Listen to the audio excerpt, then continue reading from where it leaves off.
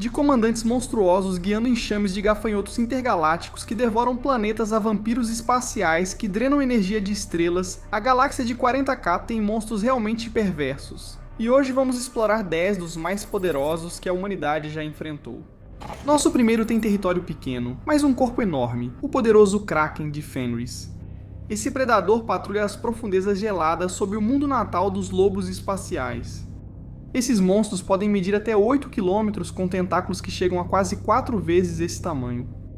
A carne deles basta para enriquecer tribos inteiras, então muitos aspirantes tentam caçá-los, mas poucos conseguem. Quem mata um Kraken é considerado digno dos lobos espaciais, pois seus dentes são muito valorizados para criar lâminas de gelo. Alguns pensam que os Krakens são armas biológicas dos Tiranides, mas é mais provável que sejam nativos de Fenris, já que se reproduzem sem hospedeiros ou a mente da colmeia. Eles se reproduzem pondo muitos ovos, e quando todos chocam, os filhotes podem dominar ilhas e fortalezas inteiras. Por serem tanto predadores quanto presas, os Krakens fazem parte de grandes histórias. Uma das histórias mais antigas de Leman Russ diz que ele pescou o lendário pai do Kraken. Esse monstro supostamente tinha tentáculos que envolviam o mundo, mas quando Russ a tirou do mar, disse que era pequena demais. Mas ele não tinha terminado com isso. O Rei Lobo anunciou que voltaria mais tarde para recapturar a besta quando ela estivesse totalmente crescida. Embora isso possa ser um pouco de exagero, explicaria o chamado Ovo do Kraken, um enorme pedaço de carne coriácea com mais de 15 metros de comprimento que está nos salões de troféus do Presa. Das bilhões de criaturas criadas pela mente colmeia, poucas são tão poderosas quanto o Senhor do Enxame, ápice da evolução dos Tiranides, criado apenas para cumprir sua vontade. Enquanto a principal tática dos Tiranides é atacar o inimigo em massa, o Senhor do Enxame é criado com o propósito específico de superá-los em inteligência. Ele faz isso com todas as memórias e experiências acumuladas em eras de carnificina. Ele mantém essas habilidades porque se um Senhor do Enxame morrer, sua consciência é reabsorvida pela mente da colmeia e compartilhada entre as frotas, pronta para retornar. É muito difícil de matar, suas características físicas variam conforme necessário, mas o Senhor do Enxame é sempre enorme, com mais de 3,5 metros de altura e coberto por uma pesada carapaça. Ele aparece com 4 espadas ósseas gigantes, cada uma com um núcleo de material inexistente na Via Láctea. Esses monstros ferozes liderando os Tiranides tornam esses Xenos uma ameaça galáctica, já responsáveis pela extinção de vários impérios menores. Sob o comando direto, quase mataram um Primarca, devastaram sistemas e consumiram Azorks inteiros. O Senhor do Enxame é uma das forças mais poderosas da galáxia. Poucos guerreiros e comandantes podem competir com esses mestres de batalha alienígenas, mas até essa criatura não tem a força bruta da nosso próximo item. Os nunca-nascidos surgem em diferentes formas, de demônios menores do tamanho humano a grandes monstros. Os maiores filhotes do caos são chamados Behemoths, entidades tão enormes que a maioria nem compreende seu tamanho. São seres titânicos com tentáculos e dentes trituradores, chegando a milhares de metros de altura. Durante o Cerco de Terra, esses monstros causaram terror até em lendas como Jagatai Khan e Constantin Baldor. Nas mãos do caos, esses horrores são máquinas de guerra vivas movidas pelo ódio. Um único golpe de um Behemoth pode despedaçar tanques e seus passos esmagam formações de infantaria como se fossem simples formigas. Sua investida destrói muralhas de fortalezas e suas peles infernais resistem às armas mais poderosas. Nem mesmo um canhão macroespacial arranharia essa coisa. Dentro de cada mundo astronave há uma câmara-cofre de Wraithbone, trancada por portas de bronze imponentes. Dentro dessa câmara, sentado silenciosamente em um trono fumegante ligado ao núcleo do mundo vivo, repousa a forma forjada em ferro de um avatar de Kaine. Por meio de um forte elo psíquico entre o avatar e a nave-mundo, quando o povo de um mundo astronave se prepara para a guerra, a câmara da estátua vibra com sua agressividade e sede de batalha. Esses avatares personificam Kalemancha Kaine, ou Kaine, o da mão ensanguentada, deus Eldar da guerra e do assassinato. Kaine é um dos últimos deuses remanescentes do Império Eldar, despedaçado em um confronto direto com Slaanesh, e cada pedaço do deus é um avatar. Mesmo fragmentado em avatares menores, Kaine segue sendo uma das armas mais poderosas dos Eldari. Quando é chamado para a guerra, sua forma manchada brilha de dentro, enquanto o ferro derretido flui de seu coração por artérias e veias. Quando pronto, move-se em seu trono, ansioso para derramar o sangue dos inimigos do mundo astronave. Assim como o Avatar sente a fome de batalha dos Asuryani, eles também percebem sua fúria reverberando pelo núcleo de Wraithbone do mundo astronave. Juntos, a sede de guerra dos Asuryani e do Avatar se alimentam mutuamente até atingirem um clímax fervoroso. Agora, os exarcas dos santuários de aspecto do mundo astronave vestem armaduras cerimoniais e se reúnem diante do santuário do Avatar. Se acharem que as batalhas futuras justificam a presença do Avatar, os exarcas iniciam seu despertar final, mas canalizar parte do poder de um deus tem seu preço. O despertar é anunciado por um rugido psíquico que percorre a estrutura do mundo astronave. Ao som desse grande clamor, os exarcas normalmente apresentam um dos seus, o Jovem Rei, que foi escolhido para um destino glorioso e fatídico. As portas da sala do trono do Avatar se abrem, revelando a câmara transformada em uma fornalha ardente, sua luz tão intensa que queima as próprias mentes daqueles que a contemplam. O som do metal se partindo é ensurdecedor. O Jovem Rei, nu exceto por uma coroa de espinhos de osso espectral, entra na câmara e as portas se fecham atrás dele com força. Então, com um grito psíquico, o Avatar de Kane avança para liderar seu povo à guerra. Onde o Avatar vai, há apenas destruição, fumaça e o fedor de sangue queimando. Em sua mão direita, ele carrega uma representação de Slaanesh, a perdição uivante, a arma de Kalamesh Akaine. Ela pode assumir muitas formas, incluindo um machado, uma espada ou uma lança. Com a arma em mãos, o Avatar é praticamente uma máquina de matar imparável, capaz de partir veículos blindados ao meio, cortar fileiras inteiras de soldados ou banir demônios maiores com um único golpe. Mesmo inimigos que tentam fugir não estão seguros, porque o Avatar pode projetar feixes de energia abrasadora da ponta da perdição lamentosa, incinerando qualquer um ou qualquer coisa em seu caminho. Se um inimigo for forte o bastante para vencê-lo, ao contrário dos mortais, um Avatar de Kalamesh Akaine não pode ser morto para sempre. Quando sua forma flamejante é destruída ou a fúria se esgota, seu espírito retorna ao Santuário Fornalha em seu mundo-nave natal. Lá, ele se recupera e cresce em uma nova forma, pronto para ser invocado novamente quando o mundo-nave estiver em sua maior necessidade. Os Khitan eram deuses estelares poderosos, mas após serem traídos pelos Necrons, foram despedaçados e escravizados como conhecemos hoje. Esses deuses estelares eram parasitas de energia que vagavam entre campos de seu lanche celestial favorito, as estrelas.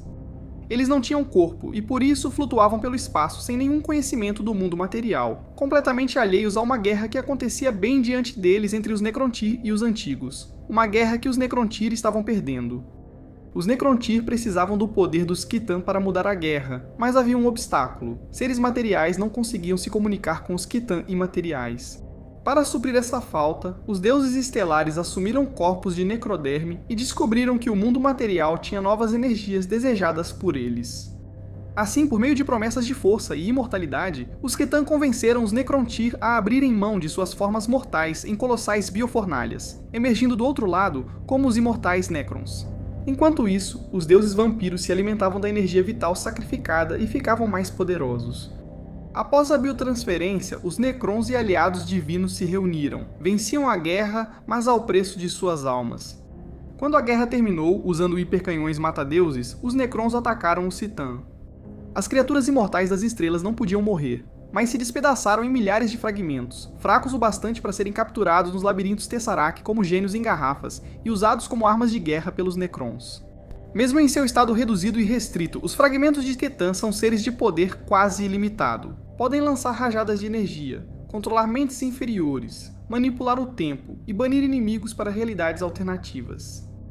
Embora nenhum fragmento de Catan tenha a memória completa da criatura onipotente que já foi, cada um carrega a personalidade e a arrogância de um ser muito mais vasto e poderoso. Isso indica que os fragmentos de Catan preferem usar poderes de formas criativas, como transformar tripulações em gosma primordial ou fazer inimigos atacarem aliados, ao invés de apenas destruí-los instantaneamente. Apesar de todo o poder, esses seres presos não escapam. Se um fragmento de Catan tentar se rebelar ou houver falha nos relés de controle, mecanismos automáticos o transportam de volta à tumba, onde ficará em estase por séculos até ser chamado novamente. A única esperança de derrotar um Citan é romper sua necroderme, a forma de metal vivo que aprisiona sua essência. Se a necroderme for danificada, o fragmento de Citan explode em um pulso ofuscante, espalhando seu ser pelos ventos galácticos. Squigs são a espécie mais adaptável do 40.000, usados tanto como alimento quanto para combater a calvície dos orcs com os Squigs de cabelo. Sim, são reais e muito procurados. Existem muitas formas diferentes de Squigs, mas estamos interessados apenas nas maiores versões. O Squiggoth e o Squiggoth gigantesco. Os Squigs são parentes próximos de outros peles verdes e ainda assim classificados como tal, mesmo sendo bem vermelhos. Um Squiggoth pode variar do tamanho de um tanque ao de um Titã Warlord e normalmente leva grandes howdahs em suas costas. Esses howdahs funcionam como torres móveis, permitindo que orcs lancem grandes projéteis ou abriguem bandos de peles verdes. Criar um Squiggoth nunca é fácil e requer criadores de orcs especializados, que selecionam a melhor genética para cada monstro. Essencialmente, esses criadores produzem seus próprios monstros. Os maiores são os Squiggoths gigantescos. Esses seres massivos com quase 55 metros de altura são a resposta de uma boss orc aos titãs de batalha imperiais, e eles são uma boa resposta. Foi relatado que suas garras podem partir um Titã Warlord ao meio. Com um Squiggoth gigante, quase todo problema se resolve com uma boa pisoteada, mas nem esses gigantes têm chance contra nosso próximo item da lista. Até hoje permanece um mistério que tipo de horror alienígena o Cacodôminus realmente era, mas seu impacto foi tão grande que merece um lugar nesta lista. Os relatos mais confiáveis sugerem que Cacodôminus era um ciborgue alienígena com uma habilidade psíquica tão poderosa que controlava a população de 1.300 sistemas planetários. Os Templários Negros entraram em guerra com ele. Ao matarem o Cacodôminus e, supostamente, toda a sua espécie, ele soltou um grito psíquico de morte chamado Uivo. Isso queimou as mentes de 1 bilhão de astropatas, distorcendo o sinal do Astronomican, o que fez com que 1 milhão de naves se perdessem no Warp. No rescaldo, subsetores inteiros caíram na barbárie enquanto o Adeptus Terra lutava para manter o controle. E isso é tudo o que sabemos sobre o Cacodôminus. A maioria de suas habilidades, origens e natureza se perdeu na história. Tudo o que resta hoje é um único troféu tomado pelos Templários Negros, um crânio de 3 olhos, que ainda grita com energia psíquica. Apesar de quase esquecido, o Cacodôminus é a entidade mais aterrorizante que o Império já enfrentou. Investigações inquisitoriais apontam que nenhum sobreviveu, então o Império pode descansar sabendo que os filhos de Sigismundo eliminaram talvez um de seus maiores pesadelos. O Quirofante Biota Titã é uma criatura imensa e horrenda, que se ergue sobre o campo de batalha, repleta de espinhos, tentáculos e armas simbiontes. Eles estão entre as maiores criaturas de uma frota colmeia, ultrapassando 13 metros ou 44 pés de altura. Do tamanho e poder de um titã imperial, uma ninhada de hierofantes costuma liderar grandes ataques tiranídeos, avançando rapidamente, atraindo o fogo das armas inimigas para longe das criaturas menores e absorvendo grande dano antes de esmagar a linha inimiga com força devastadora. O Quirofante é uma tropa de choque imensa. À distância, ele usa enormes biocanhões que disparam uma chuva de vermes altamente corrosivos cobertos de veneno e ácido, e no corpo a corpo possui várias garras e até lâminas embutidas em sua armadura quitinosa. O Hierofante realmente tem uma barriga macia, mas explorar isso é muito arriscado, pois tentáculos espinhosos podem atacar em todas as direções contra inimigos que se aproximam demais. Esses chicotes são simbiontes, cordas vivas de músculo e tendão que enredam, prendem e estrangulam sozinhos, sem depender do resto da criatura. Além disso, o Hierofante ainda possui uma última linha de defesa. Por fendas em suas placas de armadura e corpo, ele libera constantemente uma nuvem de esporos altamente tóxicos. Esses esporos são letais para todas as criaturas não tiranídeas, criando um vapor ao redor do Hierofante que sufoca e queima quem não tem proteção adequada. E eles crescem rápido. Quando o Ordo Xenos tentou estudar os tiranídeos em Beta Amphion, a mente da colmeia conseguiu multiplicar e desenvolver várias criaturas, desde os menores Reapers até esses imensos biotitãs, em cerca de 2 semanas terrestres, antes de dominar a Lua. Além da parte inferior, essas monstruosidades não têm fraquezas específicas. Só armas de grande calibre e artilharia pesada têm sido eficazes para destruí-las. Mas como dizem, quanto maior o canhão, mais perigoso ele é quando se volta contra você. O Titã Castigador é o verdadeiro auge da tecnologia da humanidade. É uma monstruosidade de IA maior que os titãs da classe Imperador, os maiores do Império, e ainda tem velocidade, conhecimento e compreensão do campo de batalha que fazem os primarcas parecerem crianças em tática. O Castigador parece um humano gigante, com a cabeça acima dos ombros, e se move mais facilmente que um titã comum. Certa vez ele destruiu um grupo inteiro de 30 titãs inimigos em questão de minutos. Criado na Idade das Trevas da tecnologia, quando a humanidade se expandiu pelas estrelas e igualava os Eldari em poder, o Castigador é o pai de todos os titãs. Ele foi o projeto original de onde surgiram todos os outros modelos de titã. Todo outro titã é uma cópia incompleta, já que o SDC do Castigador foi perdido no Mundo Forja Caronia, pouco depois de seu desenvolvimento. Na verdade, todo o Mundo Forja, junto com o próprio Titã, desapareceu na dobra por mais de 15 mil anos. Nesse período, o pai dos Titãs fez um pacto com a Legião Negra, deixando um demônio possuí-lo e trocando seu reator pelo poder da dobra para mantê-lo ativo eternamente. Mas o tempo na dobra é traiçoeiro e fez o Castigador esquecer que fora possuído inicialmente. Com o retorno do Mundo Forja perdido, os Cavaleiros Cinzentos enviaram uma força de ataque para purificá-lo.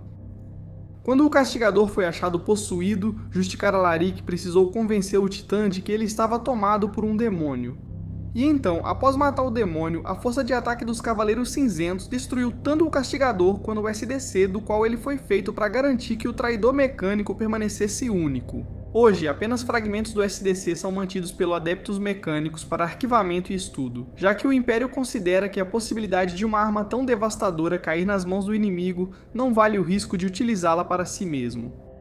Há vários titãs corrompidos pelo caos, como os Senhores da Peste de Nurgle, ou os Senhores da Ruína, Servos de Khorne. Mas existe apenas um cujo espírito da máquina inteiro foi possuído por um sanguinário de Khorne. O Império o chama de Abominatus, ou Despedaçador de Mundos.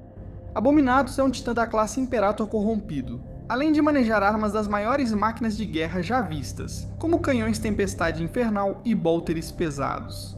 Mas também possui um temível canhão de sangue que dispara torrentes de fogo e lava, além de canhões de escorpião para ataques devastadores a curta distância. E se algo realmente conseguir se aproximar, Abominatus possui uma garra de batalha trituradora titânica, capaz de despedaçar qualquer titã ou fortaleza com uma velocidade impressionante. Felizmente, avistamentos de Abominatus se tornaram raros, mas sua existência já é uma ameaça mental.